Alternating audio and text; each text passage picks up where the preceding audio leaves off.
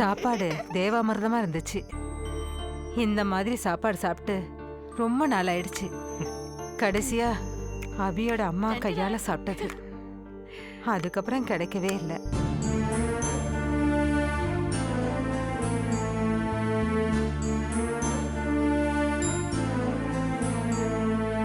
அபியோட அம்மாவை நான் என் மகளா தான் பார்த்தேன். அவ வாழ வந்ததிலிருந்து எங்களை விட்டு போற வரைக்கும் ஒரு வார்த்தை கூட சொன்னதே இல்லை. அவ சொல்ல விட்டதும் இல்லை. குறிப்பெறிஞ்சு நடந்துக்குவா. எனக்கும் என் மகனுக்கும் ஒரு தேவதை கிடைச்சிட்டா எங்க குடும்பம் நல்லா சந்தோஷமா இருக்கும்னு நம்பணும். அது தெய்வத்துக்கு பொறுக்கல. அல்ப ஆயுசுல அபியோட அம்மாவை பறிச்சுட்டு போயிடுச்சு.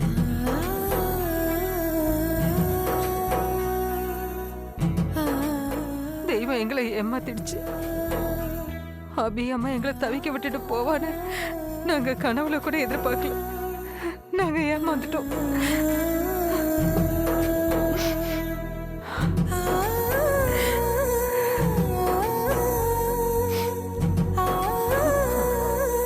அபி அம்மா செத்து போறப்ப அபி கை குழந்தை கண்ணை கூட திறக்கல.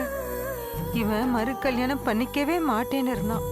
அபியே தெய்வ சன்னிதானத்துல வச்சு கவிதாவை மம்மியா கூட்டிட்டு வந்துட்டா. இது ஒரு வகையில தெய்வ பிராப்தமே தான். அம்மா பேச்சு கேட்டு கல்யாணம் பண்ணிக்க ரொம்ப பயமா இருந்துச்சு.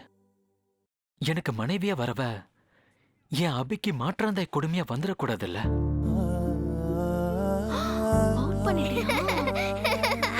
அந்த நேரத்துல எனக்கு இல்லற வாழ்க்கையை விட அபியோட சந்தோஷமான வாழ்க்கை தான் முக்கியமா தோணுச்சு. ஆனா கவிதா அந்த பயத்தை உடைச்சு போட்டுட்டாங்க. அதான் தைரியமா கவிதா கிட்ட கல்யாணத்தை பத்தி பேசினேன். உங்க நம்பிக்கை வீண் போகாது மாப்பிள. என் மக கவிதா அபிக்கு ஒரு நல்ல அம்மாவா இருப்பா. சம்பந்தி அம்மா, என் மக கவிதா உங்களுக்கு மகளாவே வாழ்வா. அந்த நம்பிக்கை ரொம்ப அதிகமாவே இருக்கு. லக்ஷ்மி, இந்த வரமா. சரி, நீங்க பேசிட்டு இருங்க. நான் மாத்திரை போட்டு தூங்க போறேன். சரிம்மா, வரேன். சரிங்கம்மா, ரூமுக்கு போலாம். போலாமா.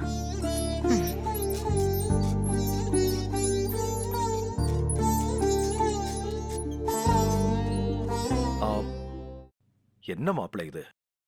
கவிதாவோட உடல்நல பத்தி உங்க அம்மாவுக்கு இது தெரியாதா? அதானே அவங்க பேசுறத பார்த்தா. எஸ், நான் கவிதாவோட ஹெல்த் பிரச்சனைய அம்மா கிட்ட சொல்லல.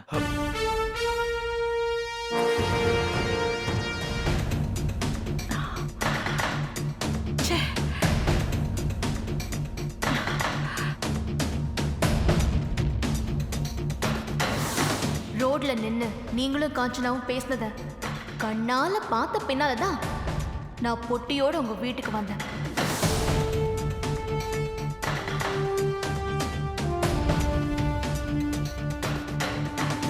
உங்க கேரக்டர் சேஞ்ச் ஆயிடுச்சுன்னு எங்க அக்காவும் உங்க மகனும் உங்களை நம்பிட்டு இருக்காங்க. இதுக்கு மேலேயாவது அந்த நம்பிக்கையை காப்பாத்துங்க. அதான் உங்களுக்கு நல்லது. இதுதான் நான் உங்களுக்கு தர லாஸ்ட் சான்ஸா எடுத்துக்கோங்க. நிஜமாவே நல்லவங்களா திருந்தி ஒழுங்கா உங்க புருஷன் கூட மகன் கூட என் அக்கா கூட வாழுங்க. திமிர் பிடிச்சவ, கழுத்துல தாலி ஏறின திமிர்ல எனக்கே அட்வைஸ் பண்ண வந்துட்டா. திருட்டு கழுத என்னமா பிளான் பண்ணி என் கழுத்தை திரும்ப அறுத்துட்டாளே. அவன் நல்லாவே இருக்க மாட்டான்.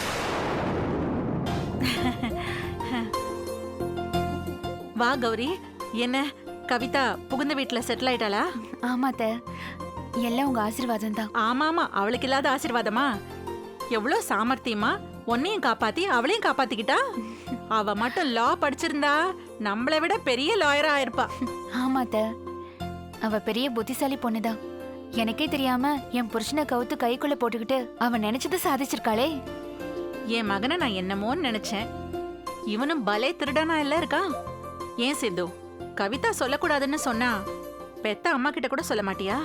ரகசியம் நம்ம வீட்டை விட்டு யார் மூலமாவும் வெளியில போகுதுன்னு கவிதா பயந்தாமா? அப்படின்னா அம்மா நான் யார்கிட்டயோ வீட்டு விஷயத்தெல்லாம் நான் பகிர்ந்துக்கிறேன்னு நீ சந்தேகப்படுறியா? அவ குறிப்பா ஒன்னன்னு சொல்லலம்மா, பொதுவா யாருக்கும் தெரிய வேணான்னு சொன்னா. அதான் யாருக்கிட்டையும் சொல்லல. ஏன் கௌரி கிட்ட கூட நான் சொல்லல. அப்படின்னா கௌரி தப்பானவளா? அதனால நீ உன்னை இறக்கமா பார்க்காதம்மா.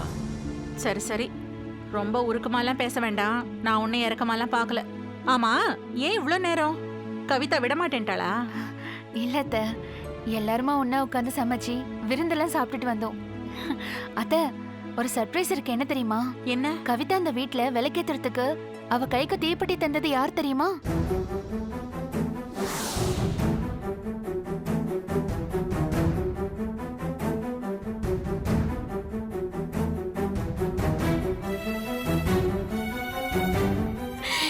அம்மா கவிதா, இந்தம்மா எது?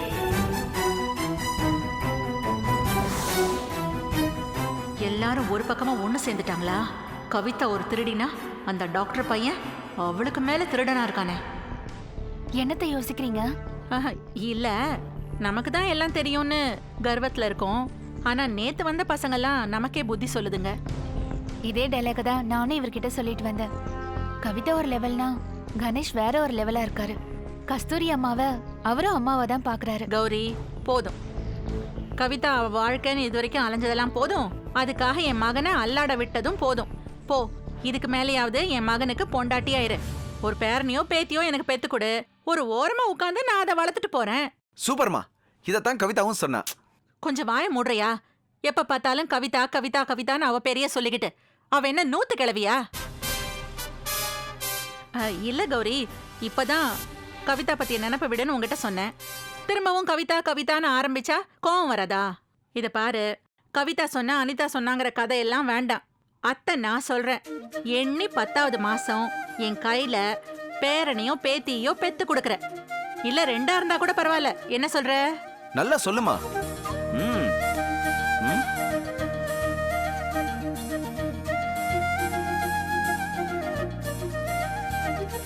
இங்க பாரு கௌரி, காலாகாலத்துல நீயும் ஒரு அம்மாவா ஆனாதான் உனக்கும் பொறுப்பு வரும். அவனுக்கும் உன் மேல கவனம் வரும். நான் சொல்றது புரியுதா? புரியுதத்த. புரிஞ்சா மட்டும் போதாது, புள்ளைய பெத்து தரணும். அது புரியுதில்ல? போய் ரெஸ்ட் எடுத்துக்கோ. சரிங்க அத்த.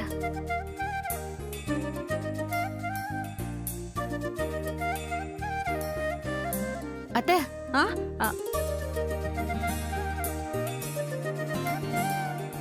மாப்பிள்ளை வீட்டுக்கு கவிதா பேர்ல ஃபோன் பண்ணது யாருன்னு கண்டுபிடிக்கணும். எவ்வளவு ஒருத்திங்கிறது காஞ்சனாவா இருக்கலான்னு கவிதா சொன்னாலும் எனக்கு என்னவோ இது காஞ்சனாவோட வேலை மாதிரி தெரியல. வேற யாரோ திட்டம் போட்டு பண்ண மாதிரி தெரியுது. வேற யாரோ இல்ல, நான் தான் கூலிக்கு ஆளை வச்சு கவிதாவோட பேரை சொல்லி மாப்பிள்ளை வீட்டுக்காரங்களுக்கு ஃபோன் பண்ண சொன்னேன். போதுமா?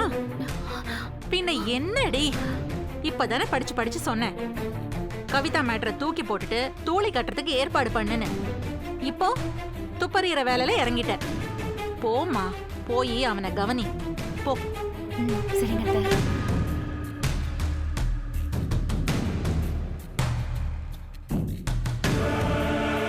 இது என்ன புது பூதம் புறப்பட்டுருக்கு?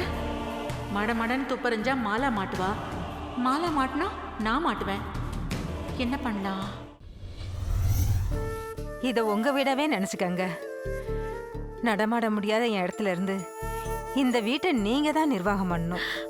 ஐயோ, அது முதல் வேலையா என் சகோதரி மாதிரி முன்ன நின்னு என் சார்பா கணேஷ் கவிதா சாந்தி முகூர்த்தத்துக்கு ஏற்பாடு பண்ணுங்க.